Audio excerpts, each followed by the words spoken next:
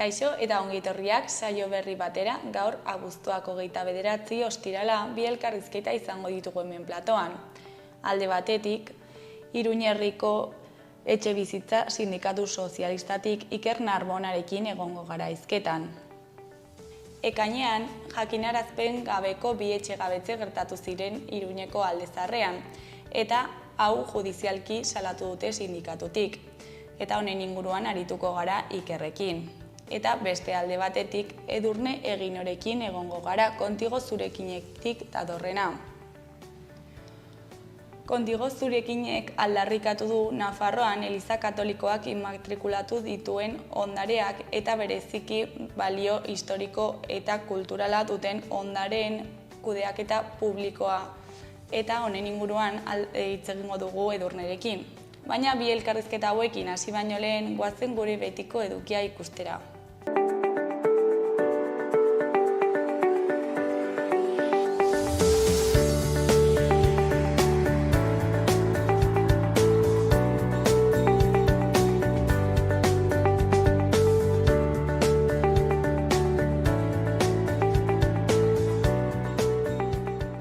Goazen orain gaurko efemerideak ikustera. Gaurko egun batean, baina 1784an, armada frantsesak Eibar erre zuen. Konbentzio gerretan tropa frantsesak Baztanen barrena Gipuzkoara sartu zirenean, Batzar Nagusiak Frantziaren babesa zeuzkaneen Gipuzkoako Errepublika negoziatzen ahalegindu ziren. Eibarrera Frantziarrekin tratuan zebiltzala zurrumurrua heldu zenean Gipuzkoatik bereizi eta Bizkaiarekin bat egitea erabaki zuten udal agintariek, baita frantsesei aurre egitea ere. Frantsesek halere Gipuzkoarren proposamenari uko egin zioten. Gipuzkoako herri kaltetuena izan zen Eibar. Kontzejua, eskolak eta elizaren zati bat erre, 116 etxe suntsitu eta 12 herritar hil zituzten frantziarrek. Urte batzuk beranduago, 1877ko abuztuaren 29an, homosexualen eskubideak publikoki defendatu zituen Karl Heinrich Ulrich abokatu eta idazleak. Lehen aldia zen homosexualen aurkako legeak ezabatzeko eskatzen zela Alemaniako juristen kongresuan. Kongresuko gainontzeko gizonek oihuka ez zioten hitzartzea bukatzen utzi. 3 urte lehenago, bere liburuak debekatu eta konfiskatu zituzten Sajonian, Berlinen eta Prusiako leku askotan. Publikoki bere homosexualitatea aldarrikatu zuen lehen gizontzat hartzen da Alemanian. Egun berean baina 1976an, 50.000 lagunetik gora batu zituen Plentzia eta Gorliz artean egin zen martxa antinuklearrak. Euskal kosta ez nuklearraren aldeko leloak izan ziren nabarmenak. Bestelako ikurrek ere lekua izan zuten, hala nola amnistiaren aldekoek edo artean legeztatu gabe zegoen ikurrinak. Lemoizko zentralen aurkako borroka indarra hartzen ari zen. Eta bukatzeko 1987ko abuztuaren 29an, palestinarrentzat sinbolo den Jandala pertsonaiaren sortzaile Naji Alali marrazkilaria hil zuten erbestean, Londresen, tiro bat jasota hilabete koman egon zen.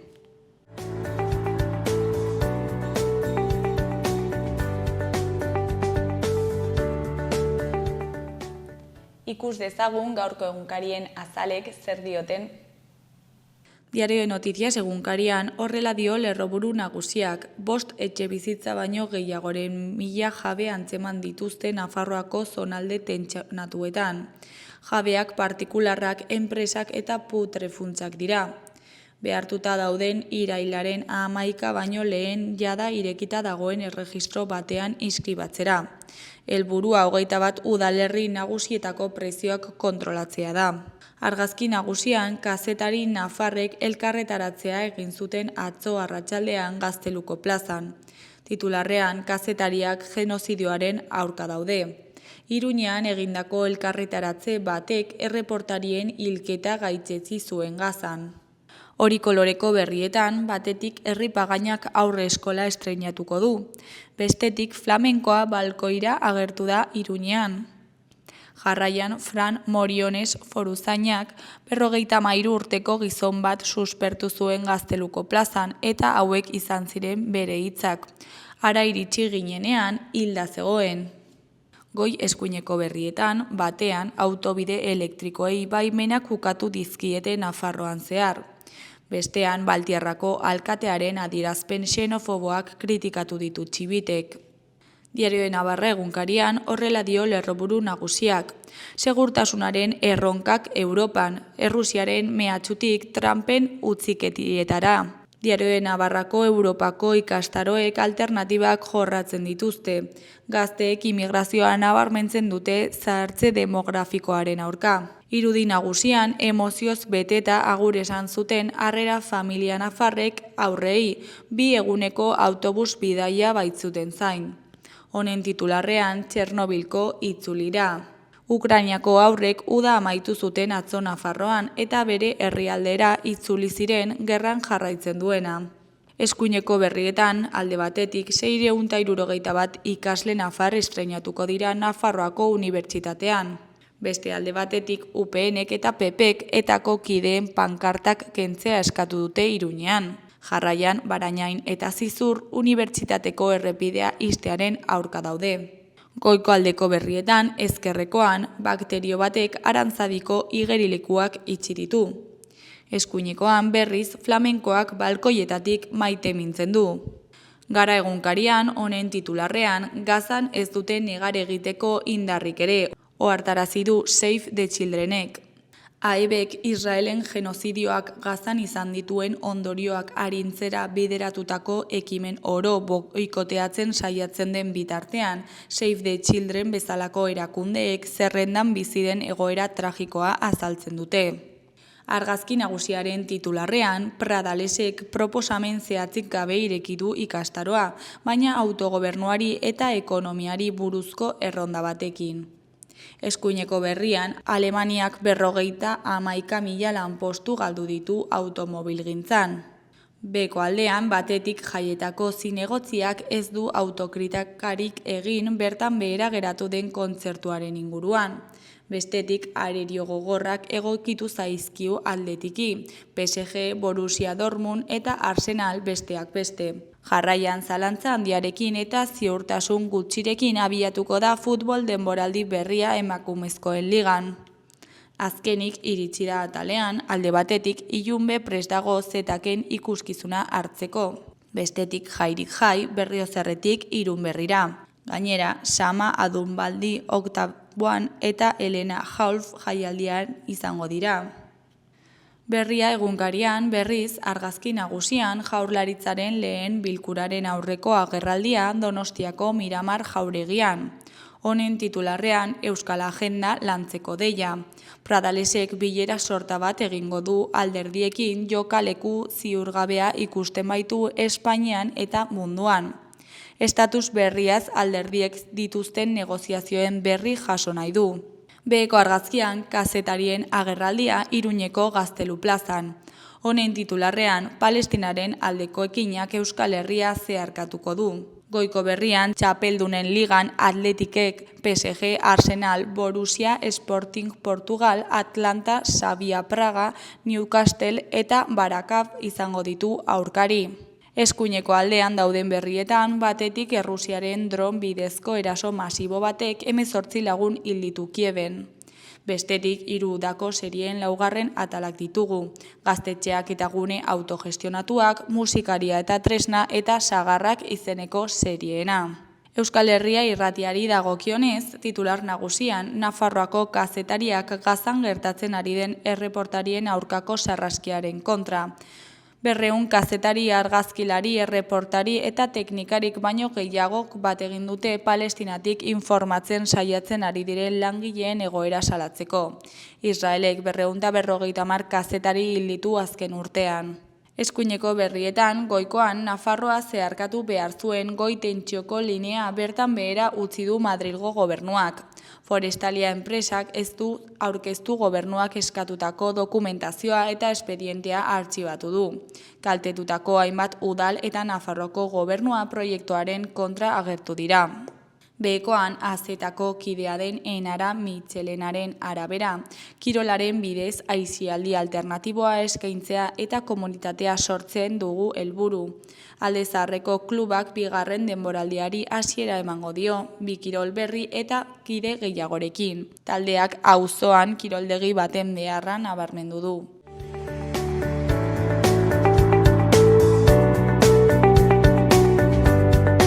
Kaixo, lehen aipatu dugun bezala, orain Iker Narbonarekin gaude. Kaixo, zer moduz? Oso ongi, eskerrik asko gonbidatzeagatik. Zuri etortzeagatik. Iruñerriko Etxebizitza Sindikatu Sozialistatik zatoz, eta jakin genuenez, ekainean bi jakinarazpen gabeko etxegabetze egon ziren, ez da, Iruñerrian. Eta, azaldu ezakizu pixkat testu ingurua, noiz hasi zen arazo hau, zergatik? Bai, guk hainbat etxegabetze izaten ditugu Etxebizitza Sindikatuan, batzuk iristen dira etxegabetze egunera eta horrelako mobilizazio bat deitzen dugu etxegabetzea gelditzeko, eta beste batzuk atzeratzea lortzen dugu bide judizialetik, eta ez gara horrelako uneetara iristen. Baina, ekainean bi izan genituen, horrelako bi etxegabetze, data batekin, elkarretaratze batekin. Lehenengoa izan zen ekainaren lauean, Iruñeko San Lorenzo kalean, Alde Zaharrean izan ziren biak.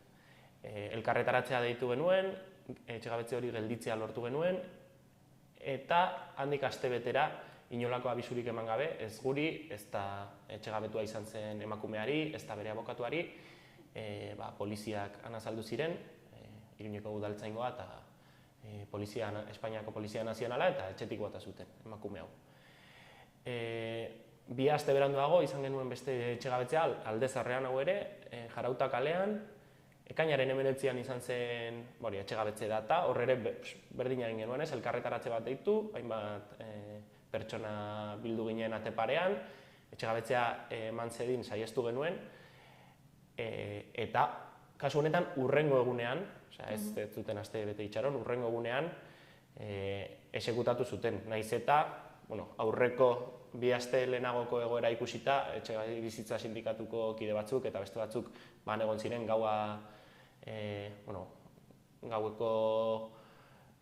gauean zaintzen leku hori, eta goizeko lehen ordutik ere jendea hor zegoen, baina etzen nahikoa jende izan, eta etxegabetzea exekutatu zuten berriz ere jakinarazpenik gabe. Orduan, bi etxegabetze izan ziren, ekainean, biak Alde Zaharrean, bietan erantzun herritarrak edo lortu zuen ezarrita zegoen data hau atzeratzea, eta bietan epaitegien eta instituzioen erantzuna izan zen, lortu duzue gelditzea orain jakinarazpenik gabe exekutatuko dugu etxegabetze hau, ez dezazuen berriro ere horrelako erantzun bat antolatu. Eta momentu horretatik ona, nolako bilakaera izan du honek? Zerbait aldatu den, ez? Prozedura judizialari dagokionez ez, bere garaian salaketa bat egin genuen hainbat kolektibok Iruñeko udaletxearen parean, bi kasu hauek eta ikasturtean edo zehar egon ziren bestelako kasu batzuetan emandako eskubide urraketak salatzeko publikoki. Han egon ginen Etxebizitza Sindikatu Sozialista, Arituren Etxebizitza Sindikatua, PA, hipotekengatik kaltetutakoen plataforma, migratuendako informazio gunea, salaketa, sos arrazakeria eta darretxea kolektiboak. Uste dugu, justo etxebizitzaren arloan, Iruñerrian antolatzen garen eragileon errepresentazio nahiko osatua. Izan ere, ulertzen genuen horrelako eskubide urraketak ezin direla bere horretan utzi, salatu gabe, guztion aurkako eraso bat direlako, borrokarako baldintzak erabat oztopatzen dituztelako, eta hori egin genuen. Gerora izan dugunez prozedura judizialaren xehetasun gehiagoren berri, zer izan zen epaitegiek erabaki zutena eta zergatik eta bar egin genuena izan zen bide judizialera jotzea, baina ez daukagu bestelako berririk. Orain sartuko gara hor lege kontuetan, baina zer gertatu zen familia horiekin? Ba, begira, San Lorenzo kalean etxegabetu zuten emakumea, bere garaian gainera eskaini zizkioten alternatibak erresidentzia klinikoak ziren, bere osasun egoera zela eta izan ere minbizia dauka oso egoera aurreratuan. Hoiei ezetz esan ziren bere garaian, eta egia da hor planteatutako borrokari esker ulertzen dugu, eta egoera publiko izanari esker, zeozer gehiago eskaini ziotela. Hala ere, orain bizi da partekatutako etxe bizitza batean, osea, familia bat bizi da etxe bizitza horretan, eta berak logela bat dauka hor, ez dago egoera honean, egia esan, berak adierazita, azken finean, bera da erabakitzen duena, zein den alternatiba baliagarri bat berarentzat eta zein ez, azken batean bere 10 urtez bere etxe bizitza izan zuten, pisutik bota zuten, alokairuan bizi zen, etxe jabe handi batena zen, eta baimendu zuten, etxe jabe handi horrek negozioa egin zezan, emakume honek, benetan bere etxe bizitza zena galtzearen truke. Eta, egoera hau egia esan, kasu honetan emakume hau nahiko egoera kaskarrean dago, ez da hor oso, ez da bere baldintzei egokitzen den alternatiba bat. Eta beste familiaren kasuan, izan dela bizkat konplexuagoa, hotel bateko logela batera bidali zuten familia hau, nahiz eta berak behin eta berriz esan, bere semearen egoera bati, bere semeak menpekotasun egoera handia dauka, eta lehenago ere bizi izan dira, horrelako errekurtsoetan, zehazki hoteletako logeletan ere izan dira, eta ez dira bat ere ongi egon.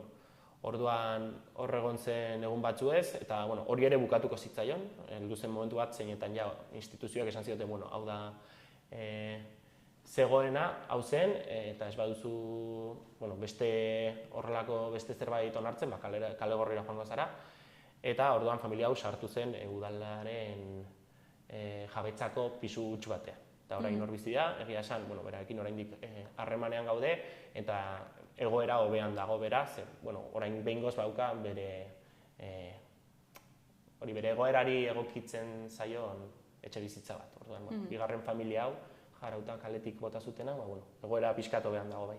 Haize, gusto, bi egoeratan behar dituzte etxe bizitzak ezaugarri konkretu batzuetara egokituta egotea, ez?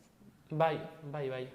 Azken batean, inork luke onartuko bere borondate propioz horrelako hotel bateko logela bizitzea, bere garaian ezagutu izan ditugu gertutik horrelako kasu asko, eta sukalderi gabe, ez dakit, benetako espazio, etxe batek dituen espazioak eta garbigaiua eta horrelako altzari eta bestelako gaiuri gabe, ez da atsegina bizitzea. Eta bestalde, bi kasuetan da, batean emakume bat, zeinak nahiko gaixotasun bat duen, oso egoera aurreratuan, nahi duena da lasaitasuna eta etxe batean bizi edo nork egingo luken bezala, eta ez familia bat, seme alabekin eta bera logela batean sartuta. Eta beste kasuan, are nabarmenagoa da behar hori ez, semeak daukan egoera batik ez, behar zutena zen pisu bat, nahiz eta txikia izan, beraiek hori esaten zioten ez, instituzioei. Zeinetan, beraiek intimitaterako espazioak izan eta haien erabilera propiorako espazioak izan. Bazuten eta hortik bota zieten, orduan hori beraiek nahi zutena, printzipio zen hor geratzea, legalki, alokairu bat ordainduz eta baina ez zuten aukera hori izan. Eta ja eskubideetan sartzen baldin bagara, zer suposatzen du jakinarazpenik gabeko etxegabetze bat? Bai, hor sartzen gara ez, pixkat, azken hilabetetan salatzen ibili garen horretan. Bi etxegabetze kasu hauetan ikusi duguna oso larria da gure iritziz. Suposatzen da, edo hala esan digute behin eta berriz, data irekiko etxegabetzeak deitzen dituzten horiek, hau da, data jakinarazi gabe ematen diren horiek, debekatuta zeudela. Ia beti debekatuta egon dira, urte batzutan zehar egon da horrelako salbuespen moduko bat, baina suposatzen zen 2023an Espainiar Estatuan onartu zuten etxe bizitza legearekin berriz ere debekatzen zirela. Eta legeak esplizituki esaten du, prozedura zibilaren legean agertzen da, etxegabetze saiakera guztiak jakinarazi behar zaizkiola, etxegabetua izango den pertsona edo familiari, data eta ordu zehatzarekin. Nahiz eta aurretik etxegabetze saiakera gehiago egon, ez? Bi kasu hauetan gertatu izan dena. Eta hori, bietan ez da eman jakinarazpenik, orduan zer gertatzen da, batetik familia eta pertsona hauen oinarrizko eskubideak urratu direla, ez dute izan defentsarako eskubiderik, ez dute izan egoera horretarako prest egoteko aukerarik, eta bestetik etxebizitzaren aldeko borrokan bihar dugun kolektibo eta norbanakoi gure jarduna ezinezkoa egin zaigu, ez? Bapatean, horrelako bi kolperen bidez, ezabatu dute etxegabetzei aurre egiteko aukera oro.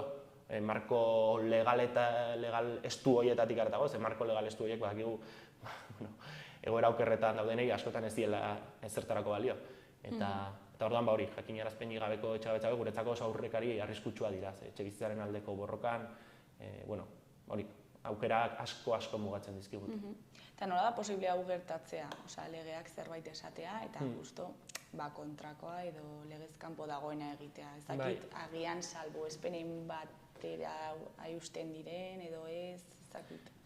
Bai, posible da, nik laburtuko nuke, badakitelako impunitate oso daukatela gauza hauek egiteko.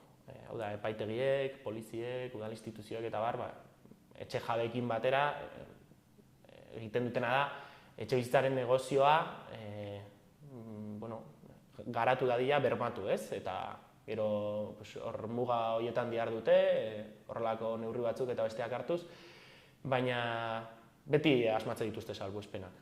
Eta kasu hauetan arriskutsuena da, hori salbuespen horiek gero arau bihurtzen direla, horrelako marko juridiko eta marko ideologiko geroz eta atzerakoiagoak ezarriz, ez? Kasu hauetan ez dakigu guk jarduteko modu honen legezkotasuna zalantzan jartzen dugu, eta horregatik jo dugu bide judizialera ere ez, kasu hauek salatuz, ez dakigu zer esango diguten epaitegiek, ez dugu uste, ez da normalena ez da haiek euren buruari arrazoiak kentzea, orduan ez dugu uste ere honek fruitu asko eman dezakenik, baina bai bigarren kasuan, jarautako kasuan, beraiek esaten dutena da, horrela asmatu duten salbuespena legea bihurritzeko edo, guretzako legea zentzu horretan nahiko argia da.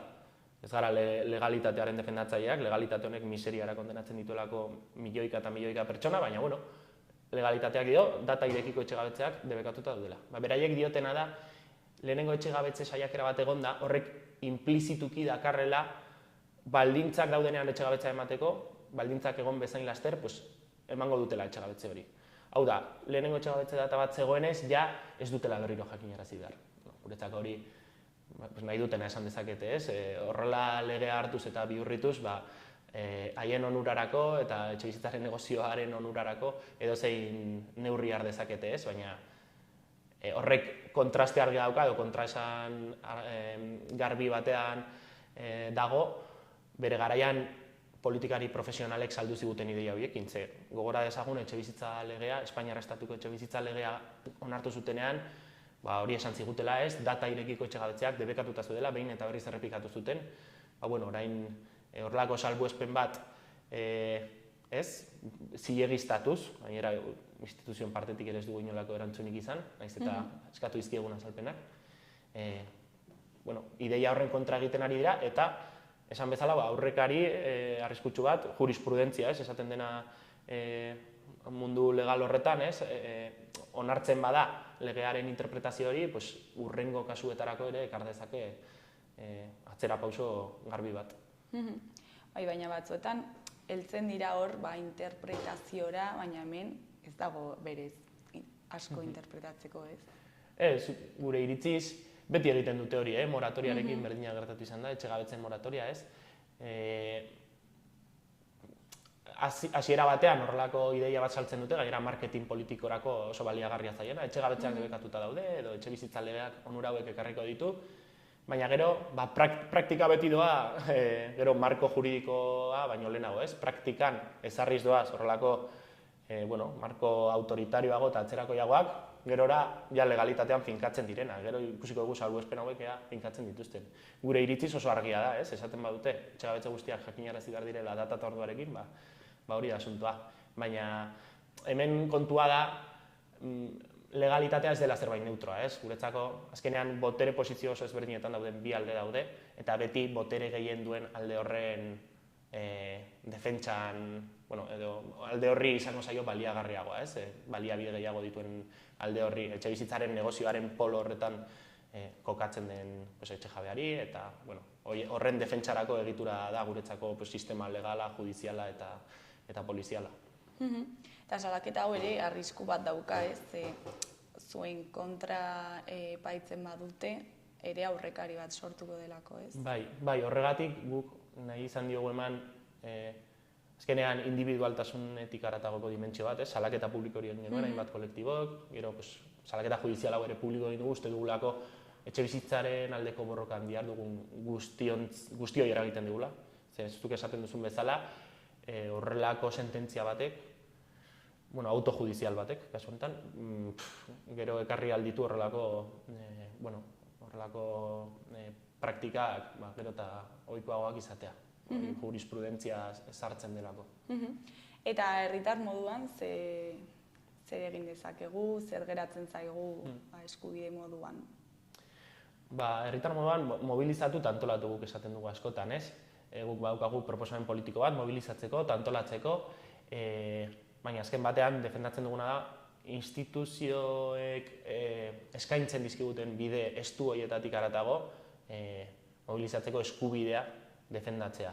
Ze bi etxegabetze kasu hauetan esaten ziguten, leku guztietatik, gizarte zerbitzuetatik, epaitegietatik, ez dago ezer egiteko, ez ezazu egin horrelako elkarretaratze bat, ze etxegabetze hau emango da. Eta ikusten dugu mobilizatzen garenean, bide estu horietatik haratago, independentziaz, instituzioekiko independentziaz, lortzen ditugula horrelako garaipenak. Eta ekaineko bi etxegabetze hauek berez gelditu genituen, gero haiek horrelako trampa bat asmatu zuten etxegabetzeak esekutatzeko, baina lehenago ere gelditu izan ditugu etxegabetzeak, eta borrokak fruituak ematen ditu. Oraingoz, bizi dugun antolakuntza maila eta pixka tapalean, gaur egun ez dago horrelako borroka grin oso handi bat, Euskal Herri mailan eta Europa mailan, baina antolakuntzak ematen ditu bere fruituak, orduan geroz eta gehiago izan da, geroz eta indar gehiago jarrita, diodan bezala, ezartzen dizkiguten marko estu horietatik haratago joan da, lortu aldugu horrelako egoerei buelta ematea. Eta kasu honetan,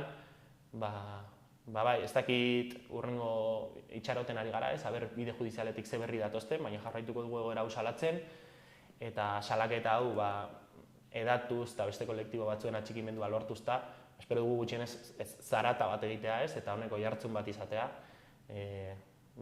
horrelako egoera honi ere aurre egin ahal izateko. Gure eskubide politikoak daudelako jokoan hemen, gure eskubide politikoen defentsa, gure borrokarako baldintzak. Zu komentatu baina, nola erantzun zuen jendeak etxegabetze hauen aurrean?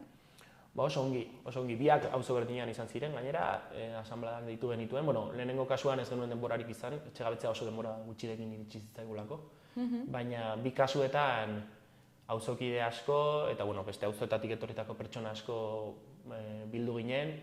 Azken batean, jende askok partekatzen du etxegabetze batek suposatzen duen injustiziaren zentzu komun hori, ez? Eta horrelako kasuak ulertzen dute, ez direla individualak, nahiz eta bertsio ofizialak behin eta berriz errua etxegabetuaren pertsona horren gain jartzen duenez, beti daude aitzakiak, pertsona baten etxegabetzea justifikatu ahal izateko, edozein lekutatik ateratzen dituzte. Baina orokorrean, jende asko bildu zen eta jende horrek ulertzen zuen eraso hori kolektiboa zela, guztion aurkakoa eta etxegabetze bat azken batean langile klase osoaren aurkako eraso bat dela, gogoratzen digulako ez dugula etxe bizitza bat bermatuta gizarte edo sistema honetan. Eta bietan, diodan bezala, 100 pertsona batu ginen hor atari parean, eta erantzunarekin, eta gerora jaso dugun erantzunarekin beste kolektibo batzuekin hitz egin da, eta babes adierazi digute, babes adierazi diete etxegabetutako familia hauei, hori positiboa izan da. Hori ere berri ona da, ez? Bai, hori da. Ez da dena berri txarra. Lehen aipatu zu moratoria, hau zer da eta zer suposatzen du honek? Bai, moratoria edo etxegabetzen moratoria neurri bat da Espainiar estatu mailan martxan jarri zena pandemia garaian.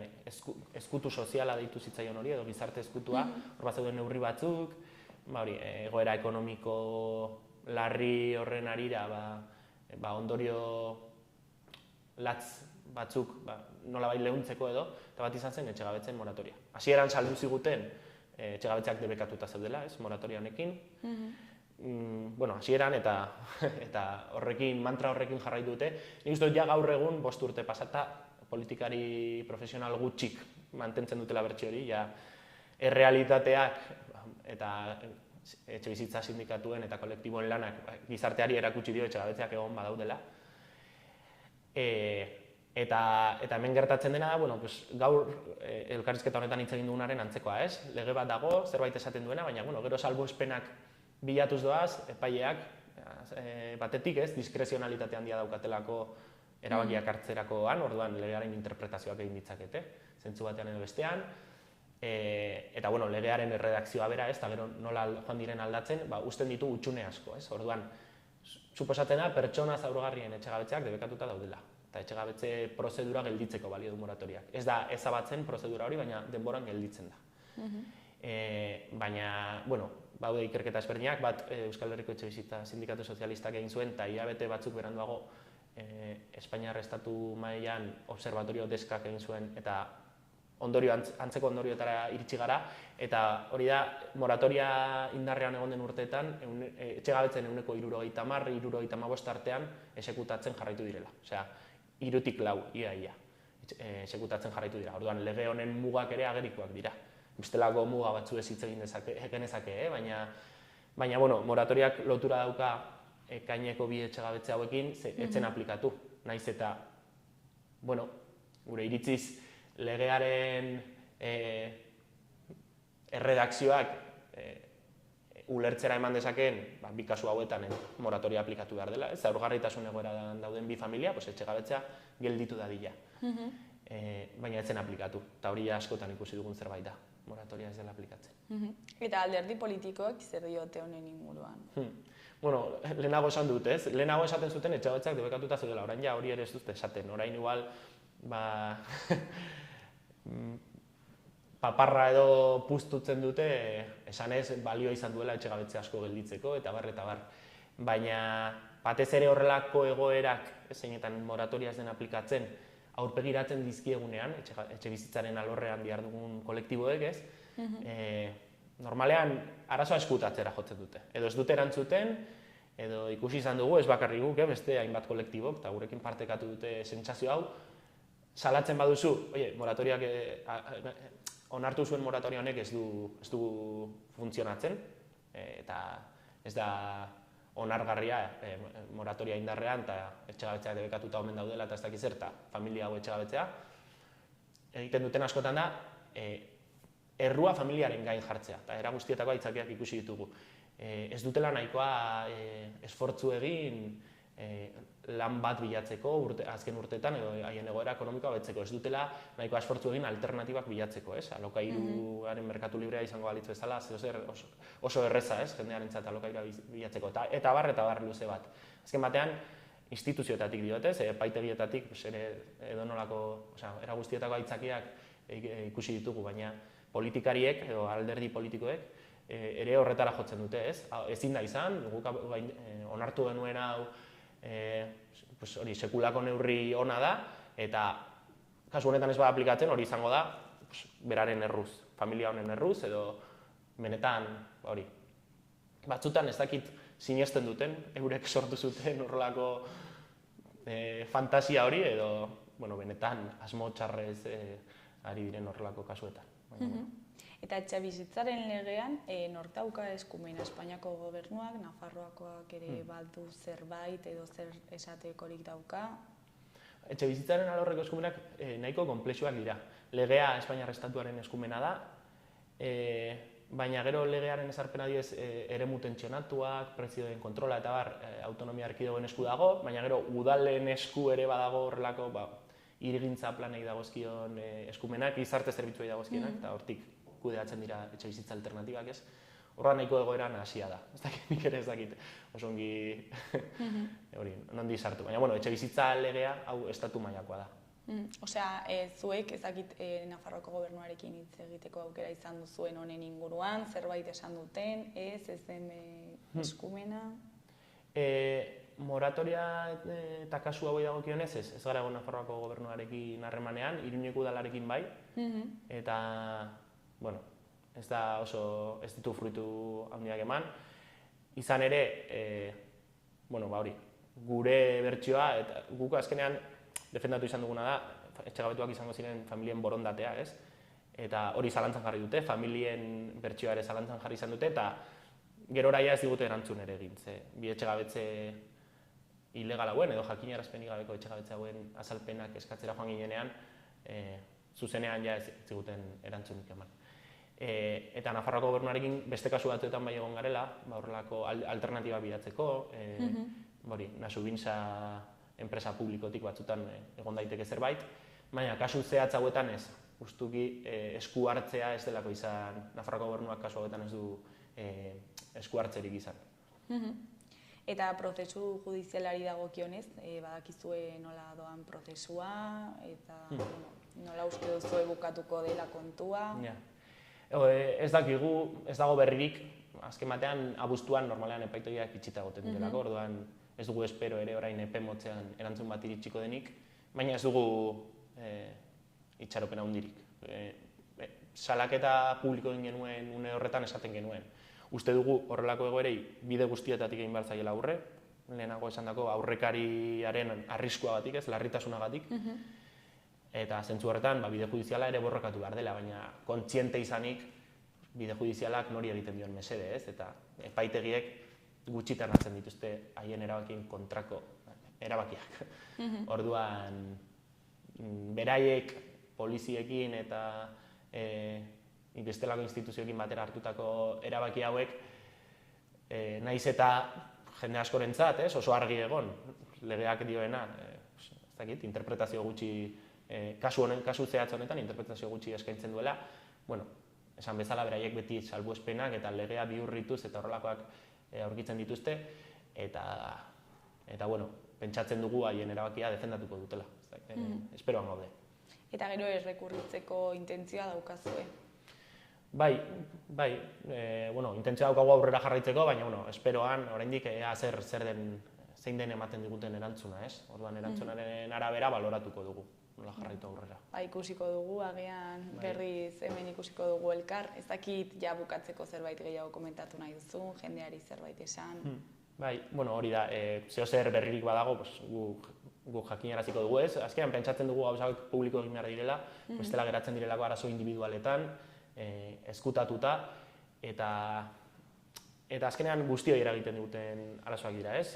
Guztioi eragin aldigutenak, igual jendea oso lasai dago, berak ez dituelako bere okeletan bizi, bere haragietan bizi horrelako arazoak, baina, iritsi daitezke, egoera ekonomikoa okertu daiteke, eta inork ez du hemen sistema honetan etxe bizitza bat bermatuta. Azken batean, merkatuaren logikaren bidez daukagulako etxe bizitzarako sarbidea, eta diru sarrerak txikitzen zaizkizunean, etxe prozedura bat jasan dezakezu, eta ez bakarrik hori. Etxe jabek bestelako bideak dituztez, jendea etxetik botatzeko, adibidez, kontratua amaitzea, eta bestelakoak.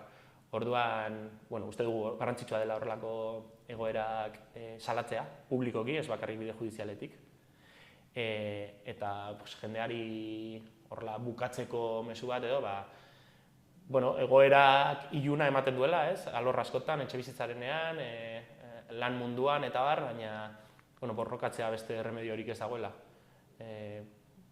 Badirudi oso guk proposatzen ditugun, horrelako helburuak oso handiak eman dezaketela, guk azken batean esaten dugu gizarte kapitalista gainditu behar dela, etxe bizitzaren arazoarekin behin betiko amaitzeko, baina uste dugu ez dagoela laster biderik, eta beti ematen duela horrelako gizarte eredu bat gaindiezina dela, betirako, betidanik eta betirako funtzionatuko duela honek funtzionatzen duen moduan, eta hori azken batean mito bat da, gizarte kapitalista ez da betidanik existituta, ez da betirako existituko. Azken batean, existentziarako baldintzak ere gizarte eredu guztiei agortzen zaizkie, eta ez dugu konformismo batean erori behar, ez? Zaila dirudi horrelako hortzimugak imaginatzea, zeinetan etxe bizitza ez den merkantzia bat izango, zeinetan mundu guztiak izango duen bermatuta etxe bizitza, Baina, historiak erakusten digu, horrelako helburu zailak ere, borrokaz, antolakuntzaz eta historiak dituen berezitasunengatik gertatu izan direla, baina ez dira gertatu jendeak espero edo itxaron duelako gertatzeko, baizik eta jendeak antolatzeko autua egin duelako, borrokarako grin hori zabaldu delako, eta horretan jarraitu behar dugula. Horretan jarraituko dugu, eta zuri beti bezala eskerrak eman gurera etortzeagatik eta egoera azaltzeagatik, eta zer moduz baten den azkenean prozesu judizial hori. Eskerrik asko zuei zuen lanagatik.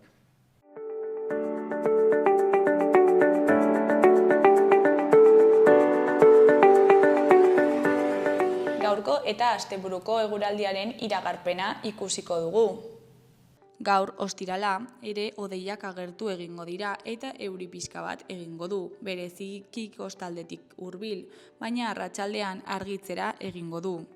Goizean hodei desiente agertuko dira, batez ere Kantauri isurialdean. Kostaldean eguerdi inguruan haizeak mendebal eta ipar-mendebaldera egingo du. Indartu joango da eta traba egingo du.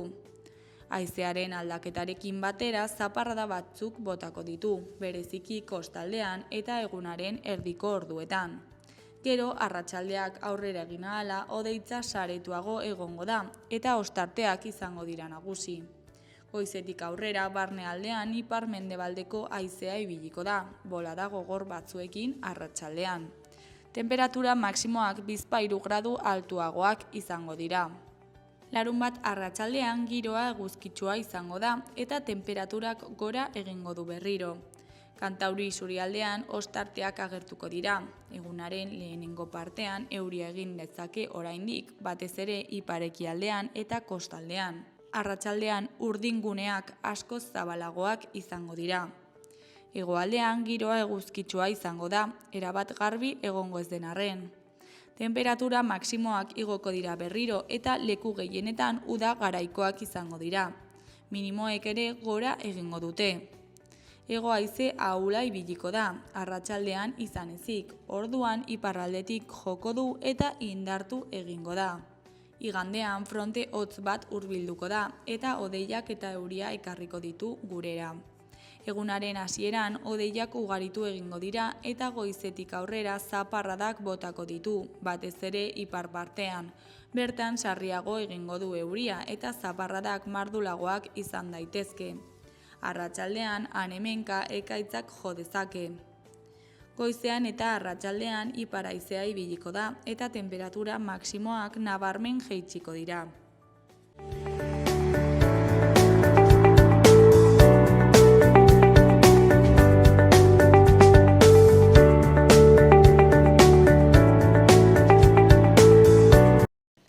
Kaixo, lehen aipatu egun bezala, orain Edurne Eginorekin gaude. Kaixo, zer moduz? Kaixo, egunon, osongi. Eskerrik asko, konbiteagatik. Zuri etortzeagatik. Bai. Eta, kontigo zurenkinoetik, aldarrikatu zue Elizak immatrikulatutako ondareak, bereziki balio altuengo ondareak, kudeak eta publikoa beharrezkoa dutela, ezta? Bai.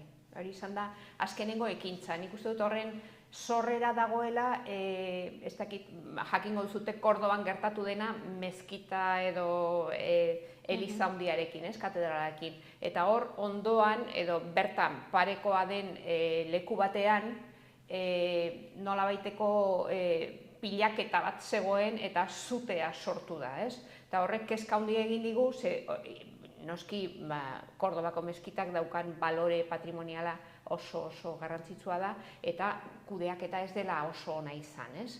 Orduan gu pentsatzen dugu kudeaketa hori publikoa izanik, ze benetan ondare hauen balioa ere publikoa da, gobernuak ematen du nolabait, ez?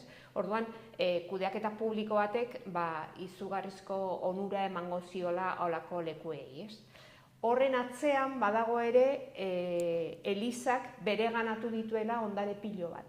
Eta Nafarroan bereziki hemen badago elkarte bat hori jarraitu duena azkenengo 25 urteetan eta benetan hor lan asko egiteko dago ere.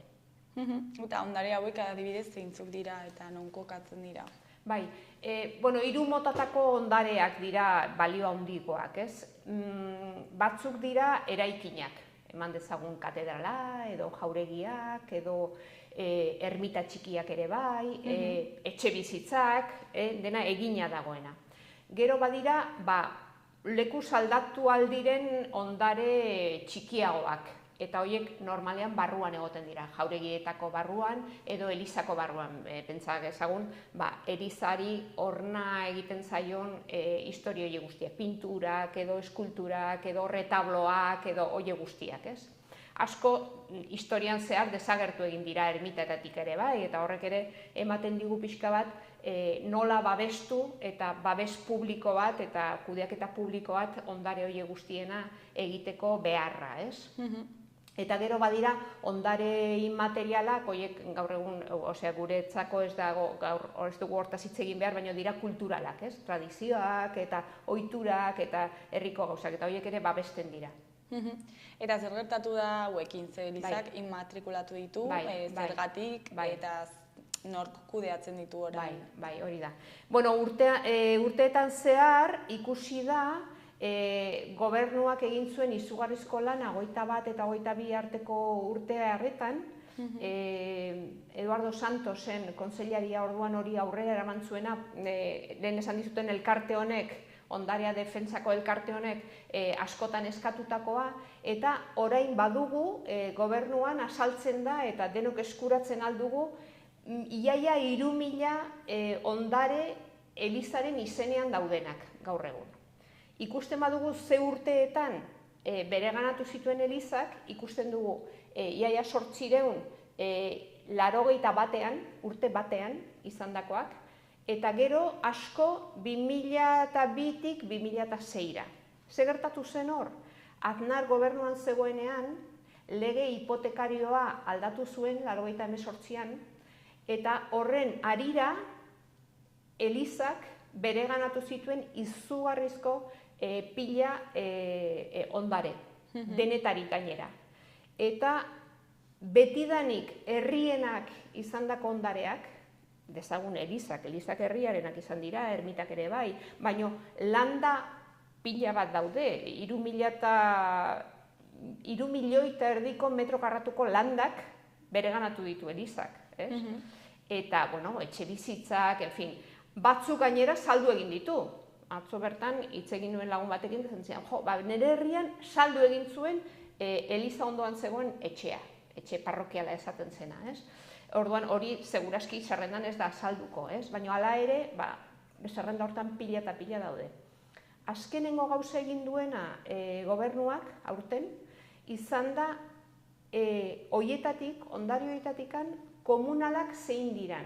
Zergaitikan eta atera dira iaiaz 300. Eta pentsatzen dugu askoz gehiago badaudela, ez?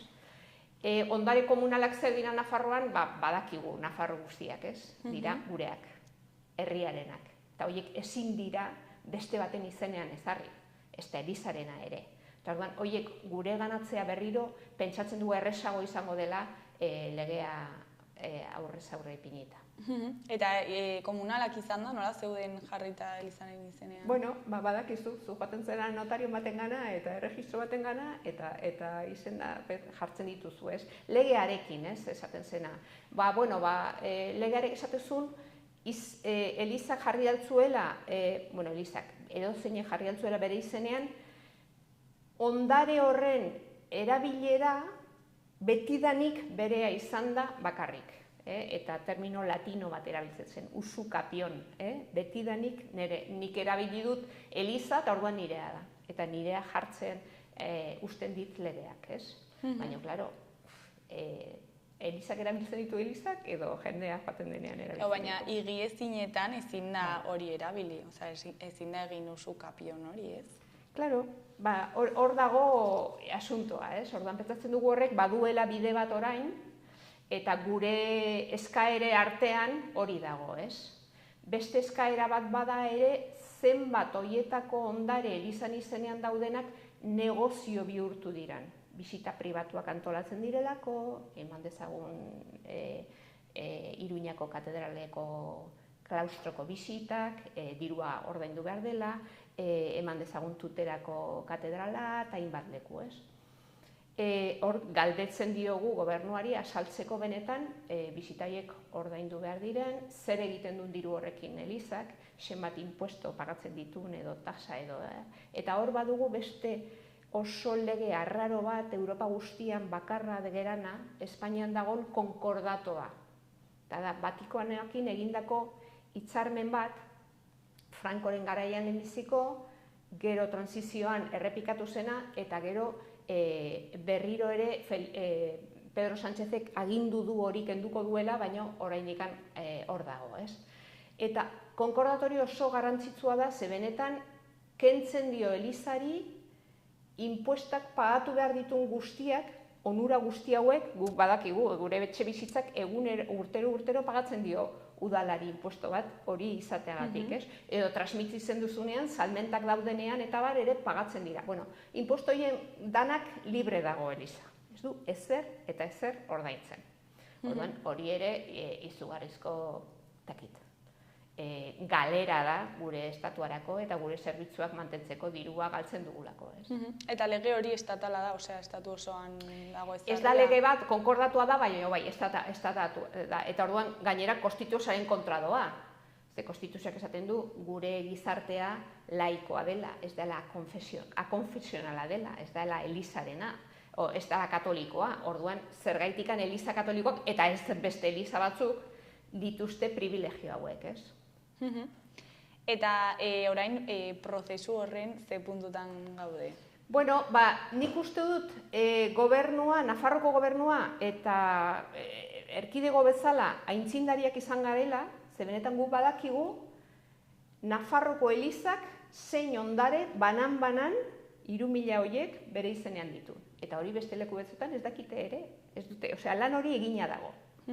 Lan hori eginda gero, ikusi dugu gero aztertu dela, bueno, horietatikan atera behar dugu komunalak zein diren, hori askoz erresago delako gure ganatzea, ez? Eta gero badago Elizaren postura. Hemengo artzopispoak esan du, berak bueltatuko dituela sententzia bat baldin badago. Epaiketara joatea nahiago du, akordio batetia baino, eta onartzea bereganatu dituela, ez zuen bereganatu behar ondareak. Eta hor, prozesu hori irekitzen ari da. Orduan, elkarte honek, ondaren defentsarako elkarteak esaten du, berak pentsatzen duela Elizak ez duela nahiko epaiketa batera joatea. Orduan, akordio bat egongo ote den, edo, ikusiko dugu, ez?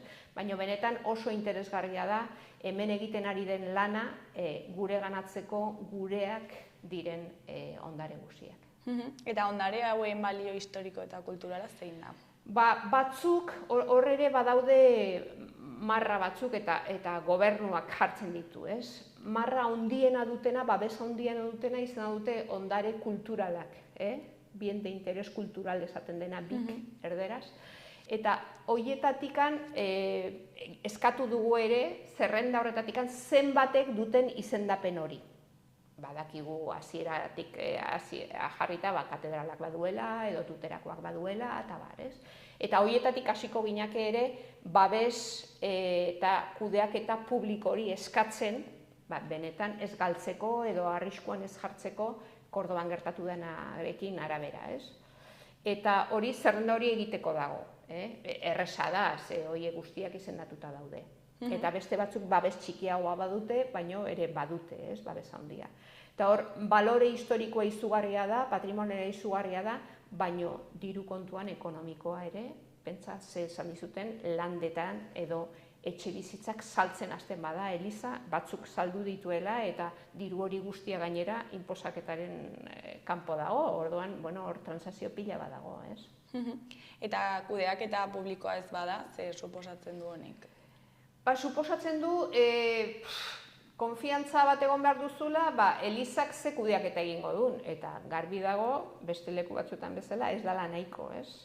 Ze arrisku dago, ez dakit, bisita programatu horietan adibidez, ez? Jende asko sartzen da, seguritatea badago, ez dago, orduan prebentzio kontu horretan gobernuak egin behar du beste leku batzutan egiten duen bezala eskatu eta behartu prebentzio lana horiek egitea eta babestea, ez? Museoetan egiten den bezala edo abar, ez?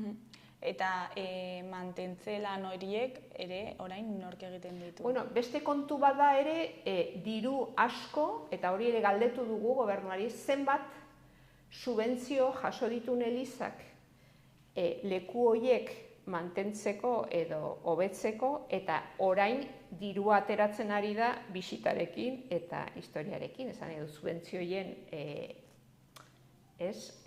ondorioa izan da gainera negozioa egitea, ez? Eta hor ere, betidanik badakigu herrietan nork eraiki zituen, elizak orain dituen ondareak, elizak, ermitak, etxebizitzak, apaiza egoten zen etxe horiek eta bar, betidanik elizak herriarekin egin ditu.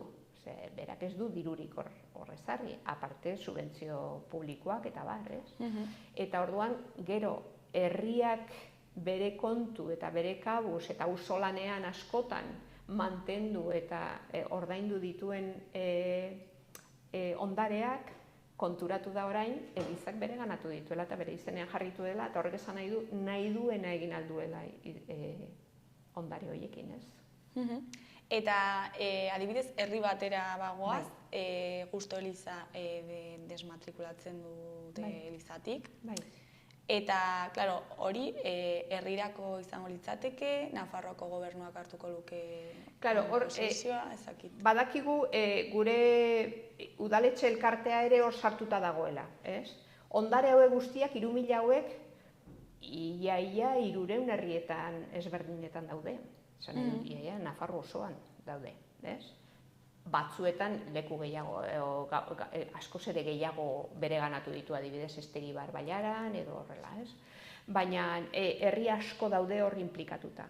Badakigu herri askotan jakin dutenean, beren ermita maiteena edo beren eliza edo beren etxe parrokiala, beti udaletxeak agian kudeatu duena eta bar, elizaren menpe dagoenean moitu dira, ez? Eta eskatu dute argitzea eta bueltatzea eta bar, eta artzepiskoekin joan dira hitz egitera, eta elegite batzuk ere jarri dira, eta bar, ez? Baina ez da ezer lortu oraindikan, ez da baten bat igual lortu dute, baina ez da asko lortu hor, ez?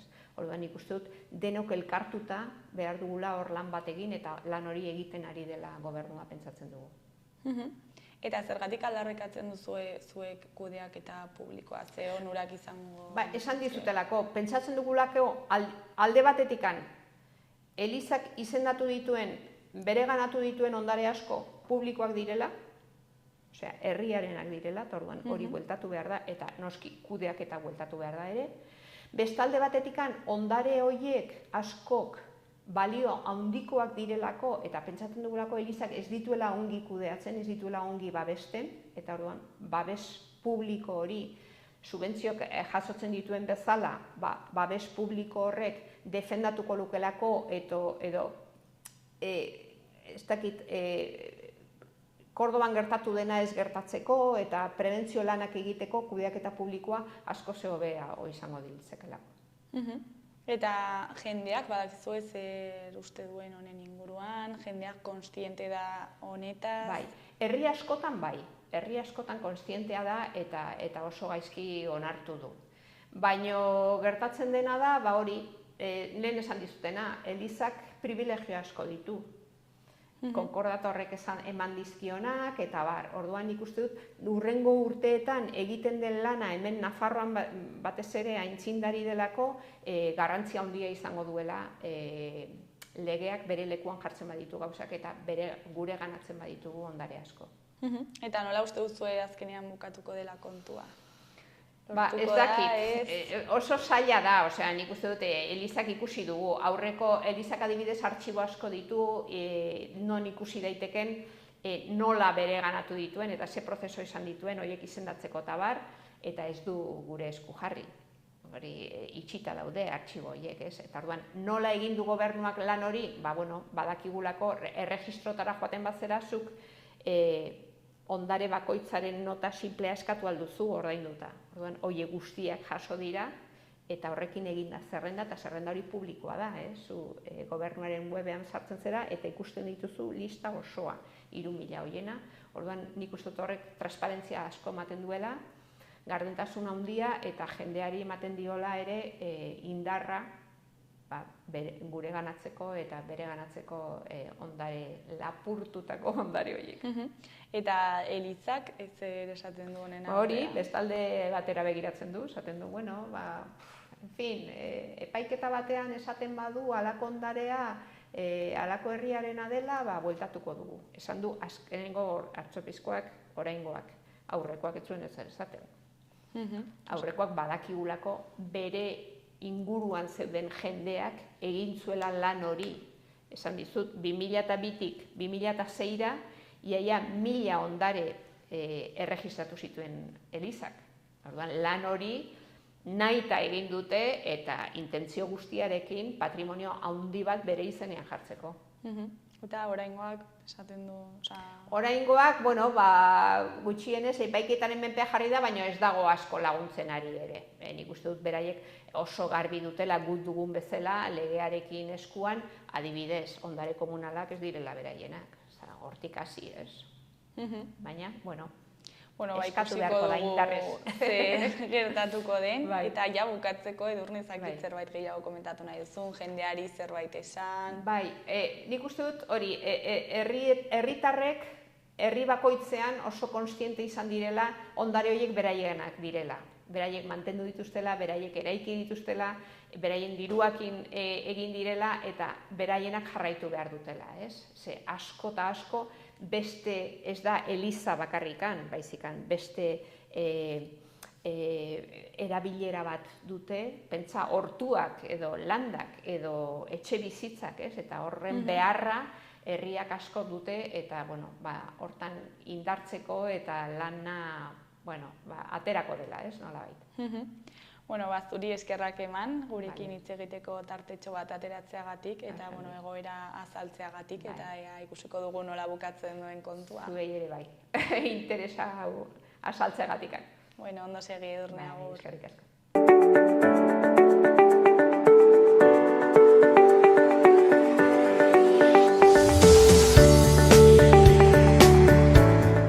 Gaurkoz hau izan da dena, honaino gaurko saioa eta astelehenean itzuliko gara eduki eta elkarrizketa berriekin. Asteburu ona pasa, agur.